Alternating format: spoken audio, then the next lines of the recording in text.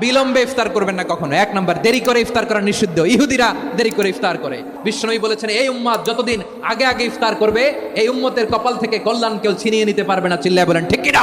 আজানের জন্য বসে থাকবেন না, সময় দেখবেন। স্থানীয় সময় যখন সূর্যাস্ত হওয়া মাত্রই বিসমিল্লাহ, খেজুর খেয়ে ফেলবো। 2 নাম্বার, রমাদানের পবিত্রতা বজায় রাখবো। কোনো তর্ক বিতর্ক অশ্লীলতায় আমরা জড়াবো না, ঝগড়া করবো না, সরাসরিও না, ফেসবুকেও না। কালি দিলে বলবেন ইন্নী ইমরুউন সায়েম, আমি রোজাদার। ব্যাড হ্যাবিট থাকলে রমাদানে এটা ছাড়ার মহা সুযোগ। স্মোকিং এর অভ্যাস আছে অনেকের, ঠিক কিনা? করবেন না কেউ।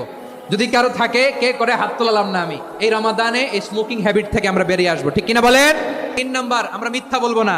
বিশ্বনবী বলেন, মানলাম ইয়াদা কাওলা যুরি ওয়াল আমালা বিহি ফালাইসা লিল্লাহি হাজাতুন ফি আইয়াদা তাআমাহু ওয়া শারাবা। যে রমজানে মিথ্যা কথা, মিথ্যা কাজ, মিথ্যা সাক্ষী ছাড়তে পারে নাই, তার না খেয়ে থাকা, উপবাস থাকা দিয়ে আল্লাহর কিছু যায় আসে না।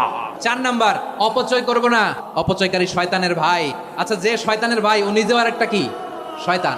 যে শয়তানের ভাই ও নিজেও আরেকটা কি? অপচয় করব না। ইফতারি করতে যে আমরা অনেকে অপচয় করি, এগুলো করবেন আপনারা না। অপব্যয় করবো না। 5 নম্বরে, রিয়া, লোক দেখানো ইবাদত আমরা করব। লোক দেখানোর জন্য নামাজ, রোজা, জিকির, তেলাওয়াত, দান সদকা এগুলো করলে আল্লাহর দরবারে এগুলো কবুল হবে।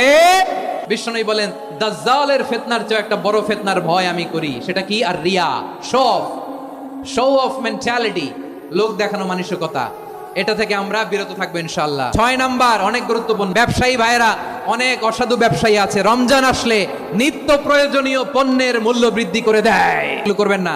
মজুদদারি করবেন না। পণ্যের কৃত্রিম সংকট বাজারে করবেন না। আপনি লাখ টাকা কামায়া ভাবছেন যে রোজাদারদের কষ্ট দিয়ে ধনী হবেন। এমন রোগ আল্লাহ আপনারে দিবে, কোটি টাকা দিয়েও আপনি হাসপাতালের বিল পরিশোধ করার ক্ষমতা আপনার হবে না। খবরদার। শেষ বয়সে দেখবেন কি কষ্ট আপনার হয়। আপনি রোজাদারদের কষ্ট দিয়েছেন, আল্লাহ আপনার সুখে রাখবে? আল্লাহর দোহাই লাগে, আমার ব্যবসায়ী ভাইরা এটা করবেন না। আরব বিশ্বে আমরা দেখেছি, আরব বিশ্বের ব্যবসায়ীরা সারা বছরে ব্যবসা করে, রমজানে ভর্তুকি দেয়। আর আমার দেশের কিছু অসাধু ব্যবসায়ী রমজানে গলাকাটা ব্যবসা করে আর সারা বছর সেইটার উপর দিয়ে চলে। চিল্লায় বলেন ঠিক কিনা? করবেন না, এটা করবেন না।